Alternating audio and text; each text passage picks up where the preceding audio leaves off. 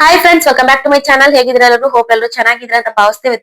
ವಿಡಿಯೋನ ಸ್ಟಾರ್ಟ್ ಮಾಡೋಣ. ಸೊ ಎಲ್ಲಾ ಅಂಗನವಾಡಿ ನೌಕರರಿಗೆ ಈಗಾಗಲೇ ಒಂದು ದೊಡ್ಡ ಮಟ್ಟದಲ್ಲೇ ಸಿಹಿ ಸುದ್ದಿ ಸಿಕ್ಕಿದೆ ಅಂತಾನೆ ಹೇಳ್ಬೋದು. ಕೇಂದ್ರ ಸರ್ಕಾರದಿಂದ ಏನೇನ್ ಮಾಹಿತಿಗಳೆಲ್ಲ ಬಂತು, ಹಾಗೆ ಅಂಗನವಾಡಿ ನೌಕರರ ಬೇಡಿಕೆಗಳು ಏನೇನ್ ಇತ್ತು ಅದಕ್ಕೆಲ್ಲ ಕೇಂದ್ರ ಸರ್ಕಾರ ಅಸ್ತು ಅಂದಿದೆ ಅಂತಾನೆ ಹೇಳ್ಬೋದು. ಹಾಗೆ ವರಲಕ್ಷ್ಮಿ ಮೇಡಮ್ ಅವರು ಖುದ್ದಾಗಿ ಪ್ರತಿಭಟನೆ ನಿಲ್ಸ್ಬಿಟ್ಟು ದೆಹಲಿಗೆ ಏನ್ ಕರ್ಸಿದ್ರಲ್ವಾ ಕೇಂದ್ರ ಸಚಿವರು, ವರಲಕ್ಷ್ಮಿ ಮೇಡಮ್ ಅವ್ರು ಹೋಗಿದ್ರು. ಅಲ್ಲಿ ಏನೇನ್ ಮಾತುಕತೆ ಆಯ್ತು, ಎಷ್ಟು ಬೇಡಿಕೆಗಳಿಗೆ ಕೇಂದ್ರ ಸರ್ಕಾರ ಅಸ್ತು ಅಂದಿದೆ, ಎಷ್ಟು ಬೇಡಿಕೆಗಳನ್ನ ನಾವು ನೆರವೇರಿಸ್ತೀವಿ, ಹಾಗೆ ಗೌರವಧನ ಹೆಚ್ಚಳ ಮಾಡ್ತೀವಿ, ಬಂದ್ ಮಾಡ್ತಾರಾ ಇಲ್ವಾ, ಅಥವಾ ಆಶಾ ಕಾರ್ಯಕರ್ತೆಯರ ವೇತನ ಹೆಚ್ಚಳ ಆಗುತ್ತಾ, ಬಿಸಿ ಊಟ ಕಾರ್ಮಿಕರ ವೇತನ ಹೆಚ್ಚಳ ಆಗುತ್ತಾ, ಎಲ್ಲದ್ರ ಬಗ್ಗೆ ಕೂಡ ಕೇಂದ್ರ ಸಚಿವರ ಬಗ್ಗೆ ವರಲಕ್ಷ್ಮಿ ಮೇಡಮ್ ಅವರು ಮಾತುಕತೆಯನ್ನ ನಡೆಸಿದ್ರು. ಹಾಗೆ ಏನೇನು ಕೇಂದ್ರ ಸರ್ಕಾರದಿಂದ ಉತ್ತರ ಸಿಕ್ಕಿದೆ ಅವ್ರಿಗೆ ಅನ್ನೋದು ಕೂಡ ಅವರು ಕ್ಲಿಯರ್ ಆಗಿ ಮಾಧ್ಯಮಗಳ ಮೂಲಕ ಹಂಚ್ಕೊಂಡಿದ್ದಾರೆ.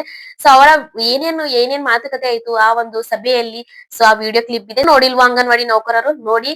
ಹಾಗೆ ನಿಮ್ಮೆಲ್ಲರೂ ಪ್ರತಿಭಟನೆಗೂ ಪ್ರತಿಫಲ ಸಿಕ್ಕಿದೆ ಅಂತ ಹೇಳ್ಬೋದು. ಇನ್ನು ನಿಮ್ಮ ಏನಾದ್ರೂ ಅಭಿಪ್ರಾಯಗಳಿದ್ರೆ ದಯವಿಟ್ಟು ಕಮೆಂಟ್ ಮೂಲಕ ತಿಳಿಸಿ. ಇನ್ನು ಯಾರ ನಮ್ಮ ಚಾನಲ್ ಸಬ್ಸ್ಕ್ರೈಬ್ ಮಾಡಿಲ್ಲ ದಯವಿಟ್ಟು ಸಬ್ಸ್ಕ್ರೈಬ್ ಮಾಡ್ಕೊಳ್ಳಿ ಫ್ರೆಂಡ್ಸ್. ಹಾಗೆ ಪಕ್ಕದಲ್ಲೇ ಕಾಣುವ ಬೆಲ್ ಐಕನ್ ನ ಕ್ಲಿಕ್ ಮಾಡಿ ಆಲ್ ಅಂತ ಸೆಲೆಕ್ಟ್ ಮಾಡ್ಕೊಳ್ಳಿ. ವಿಡಿಯೋನ ಸಂಪೂರ್ಣವಾಗಿ ವಾಚ್ ಮಾಡಿ. ಹಾಗೆ ಮಾಹಿತಿ ಇಷ್ಟ ಆದ್ರೆ ವಿಡಿಯೋಗೆ ಒಂದು ಲೈಕ್ ಕೊಡಿ, ಹಾಗೆ ಹೈಪ್ ಮಾಡಿ, ಚಾನಲ್ ನ ಸಬ್ಸ್ಕ್ರೈಬ್ ಮಾಡಿ. ಕಾಯಂ ಆಗಬೇಕು, ಬಜೆಟ್ ಅಲೋಕೇಶನ್ ಹೆಚ್ಚಾಗಬೇಕು ಮತ್ತು ಕನಿಷ್ಠ ವೇತನ, ಗ್ರ್ಯಾಜ್ಯುಟಿ, ಸಾಮಾಜಿಕ ಭದ್ರತಾ ಯೋಜನೆ ಭಾಗವಾಗಿ ನಿವೃತ್ತಿ ಸೌಲಭ್ಯಗಳು ಇದೆಲ್ಲ ಕೊಡಬೇಕು ಅಂತಕ್ಕಂಥ ಪ್ರಮುಖ ಬೇಡಿಕೆಗಳನ್ನ ಇಟ್ಕೊಂಡು ಸುಮಾರು 40,000ಕ್ಕಿಂತಲೂ ಹೆಚ್ಚು ಜನ ಕರ್ನಾಟಕದಲ್ಲಿ ನಡೆದಂಥ ಬೆಂಗಳೂರು, ಹುಬ್ಬಳ್ಳಿ, ಮಂಡ್ಯ, ತುಮಕೂರು ಈ 4 ಕೇಂದ್ರ ಸಚಿವರ ಮನೆ ಮುಂದೆ ಅಸೆಂಬಲ್ ಆಗಿದ್ದರು. ಅದು ರಾತ್ರಿ ಹಗಲಿನ ಹೋರಾಟ ಆದ್ದರಿಂದ ರಾತ್ರಿನೂ ಕೂಡ 18,000ಕ್ಕಿಂತ ಹೆಚ್ಚಲು ಕೂಡ ಹೆಣ್ಣುಮಕ್ಕಳು ಬೀದಿಯಲ್ಲೇ ಆ ಶೀತ ಗಾಳಿ ಒಳಗಡೆ ಯಾವುದೇ ಸವಲತ್ತುಗಳಿಲ್ಲದೆ ಇದ್ದರೂ ಕೂಡ ಮಲಗಿದ್ರು. ಅದರ ಅರ್ಥ ಏನಂತ ಹೇಳಿದರೆ ಆ ಮಹಿಳೆಯರ ಆಕ್ರೋಶ ಅಷ್ಟು ದೊಡ್ಡ ಪ್ರಮಾಣದಲ್ಲಿ ಹೊರಬಂತು.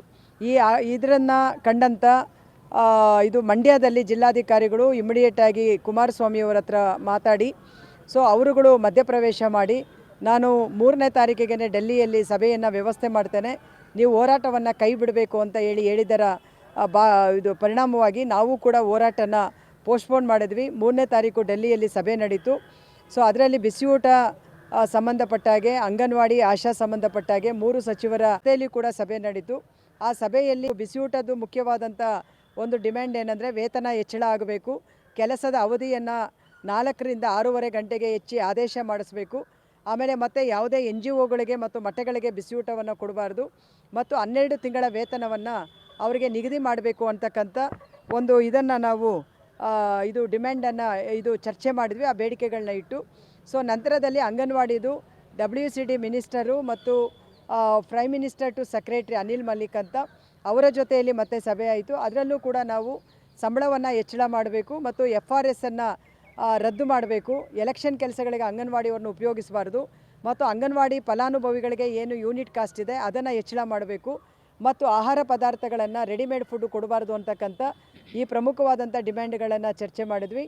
ಮತ್ತು ಹಾಗೆಯೇ ಆಶಾದವ್ರದ್ದು ಪ್ರೋತ್ಸಾಹ ಧನವನ್ನು ನಿಲ್ಲಿಸಿ ನಿಗದಿತ ವೇತನವನ್ನು ಕೊಡಬೇಕು ಮತ್ತು ವೇತನ ಹೆಚ್ಚಳ ಮಾಡಬೇಕಂತ ನಾವು ಎಲ್ಲರ ಹತ್ರ ಕೇಳಿದ್ದೇನಂತ ಹೇಳಿದರೆ, ನಮಗೆ ಹಕ್ಕುಗಳನ್ನಂತೂ ನೀವು ಕೊಡಲ್ಲ, ಕನಿಷ್ಠ ಸಾಮಾಜಿಕ ನ್ಯಾಯದ ಭಾಗವಾಗಿ ಆದರೂ ಕೂಡ ಈ ವೇತನ ಹೆಚ್ಚಳಗಳನ್ನು ಮತ್ತು ಇತರ ಸವಲತ್ತುಗಳನ್ನು ಕೊಡಲಿಕ್ಕೆ ಈ ಬಜೆಟಲ್ಲಿ ನೀವು ಚರ್ಚೆ ಮಾಡಬೇಕು ಅಂತಕ್ಕಂಥ ಒಂದು ಗಂಭೀರವಾದ ಚರ್ಚೆಗಳನ್ನು ನಾವು ಮಾಡಿದ್ವಿ.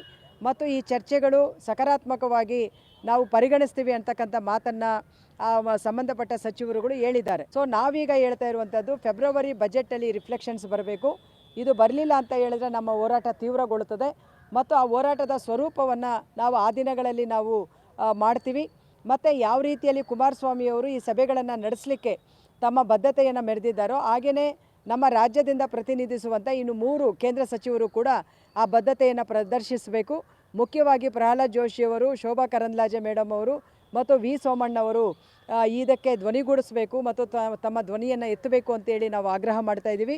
ಮತ್ತು ಹಾಗೆಯೇ ನಮ್ಮ ರಾಜ್ಯದಿಂದ ಇರುವಂಥ ಎಲ್ಲ ಲೋಕಸಭಾ ಸದಸ್ಯರು ಮತ್ತು ರಾಜ್ಯಸಭಾ ಸದಸ್ಯರು ಕೂಡ ನಮ್ಮ ಪರವಾಗಿ ಪಾರ್ಲಿಮೆಂಟಲ್ಲಿ ತಮ್ಮ ಧ್ವನಿಯನ್ನು ಎತ್ತಬೇಕು ಅನ್ನುವಂಥದ್ದನ್ನು ಕೂಡ ಈ ಮುಖಾಂತರವಾಗಿ ನಾವು ಆಗ್ರಹ ಮಾಡ್ತಾ ಇದ್ದೇವೆ.